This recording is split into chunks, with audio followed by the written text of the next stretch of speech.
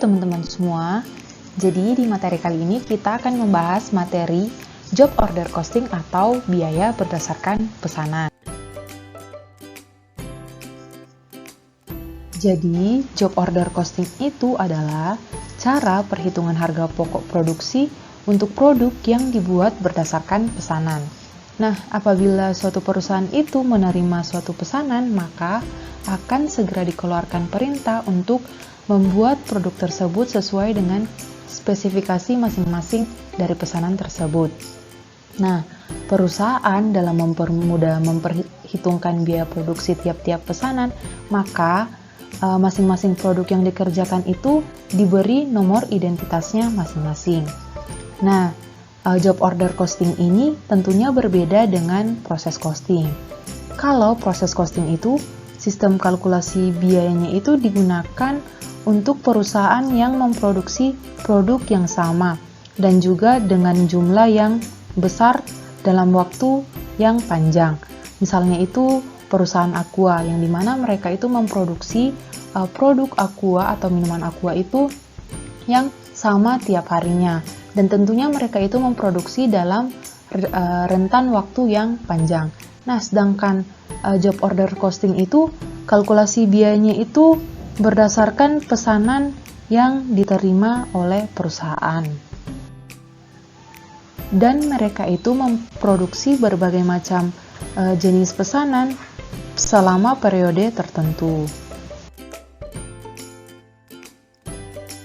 Pendekatan penentuan biaya. Nah, yang pertama itu ada biaya aktual.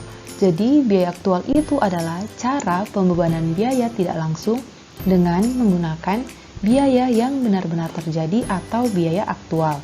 Dan alokasi untuk biaya tidak langsungnya itu berdasarkan tingkat biaya tidak langsung aktual dikalikan konsumsi kegiatan aktual.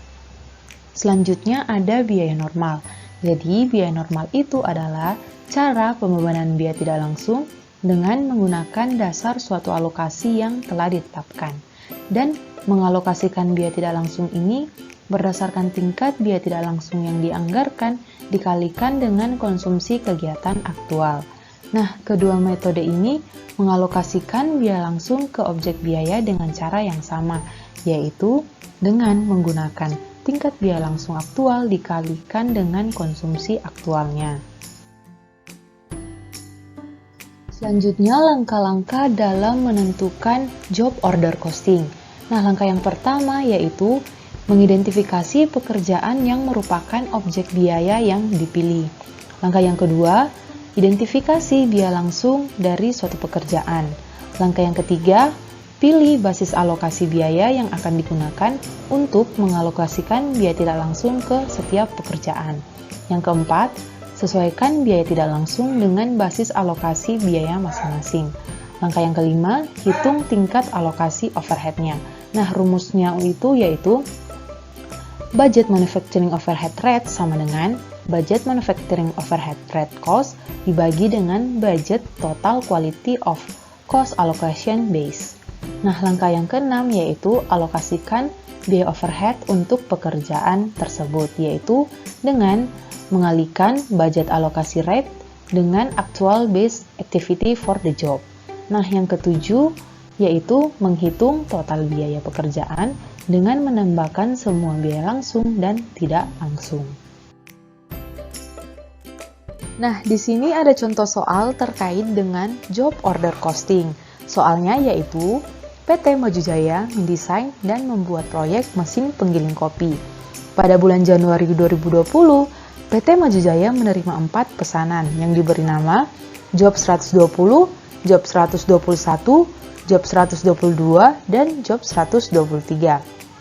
Pada tanggal 1 Januari 2020, saldo awal dari Job 120 adalah sebesar 11.500 dan untuk Job 121 saldo awalnya sebesar 7.900. PT Maju Jaya membebankan overhead dengan tarif 60% dari biaya tenaga kerja langsung. Nah, selama bulan Januari, job 122 dan job 123 itu baru akan dimulai. Nah, berikut data biaya terkait dengan 4 pesanan tersebut.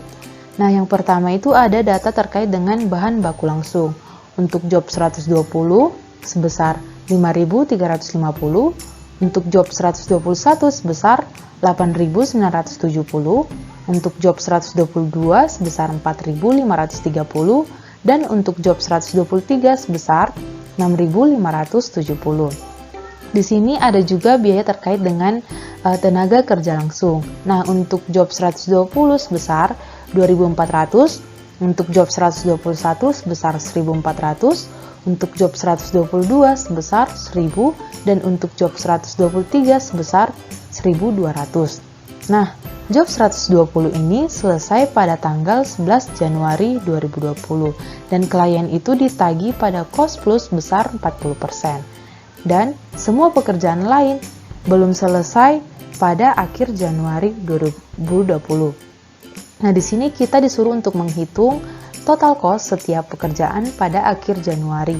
Yang kedua, hitunglah saldo barang dalam proses atau WIP pada tanggal 31 Januari 2020. Dan yang ketiga, berapakah harga untuk job 120? Nah, untuk soal pertama yaitu kita disuruh untuk menghitung total cost untuk keempat pesanan ini pada akhir bulan Januari 2020. Nah, untuk mempermudah pengerjaannya itu, kita membuat dalam bentuk tabel. Nah, isi tabelnya itu pertama ada saldo awal dari work in process. Yang kedua ada direct material. Yang ketiga ada direct labor. Dan yang keempat ada FOH control.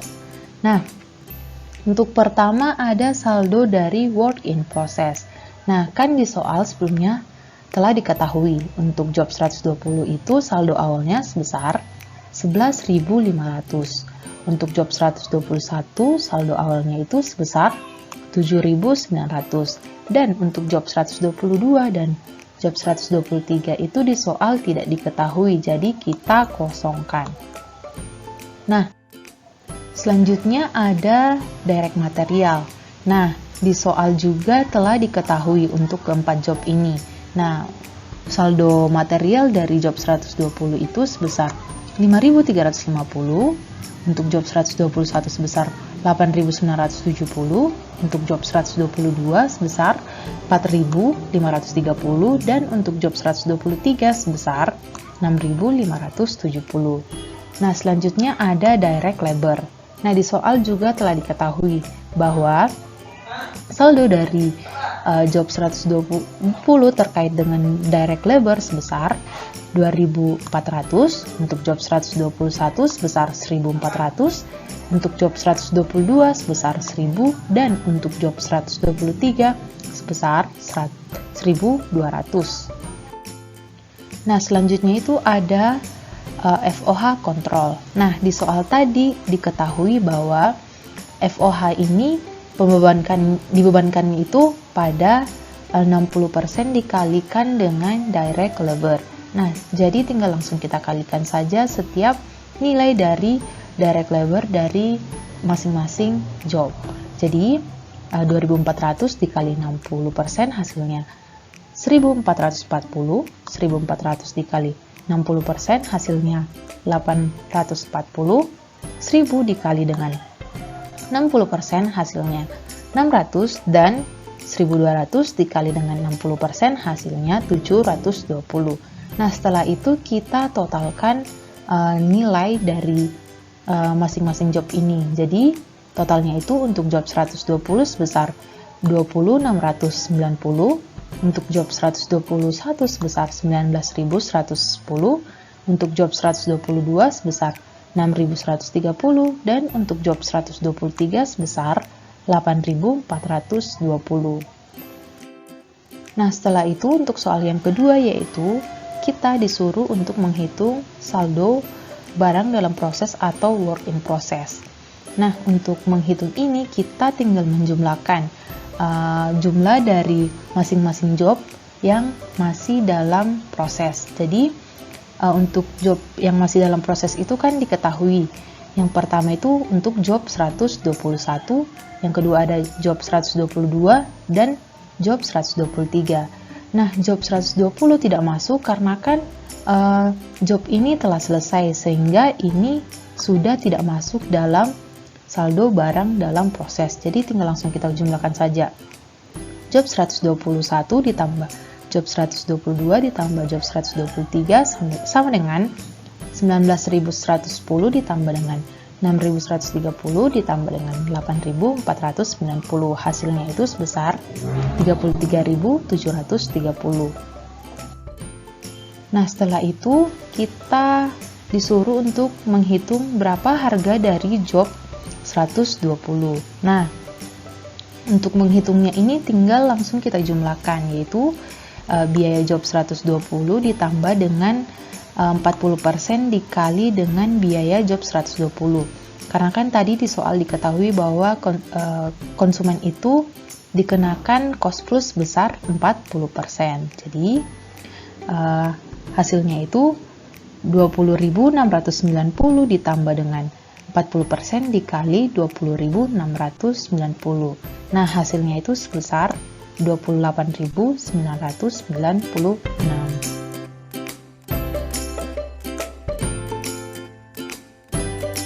Oke, sekian materi kali ini. Terima kasih, Tuhan memberkati.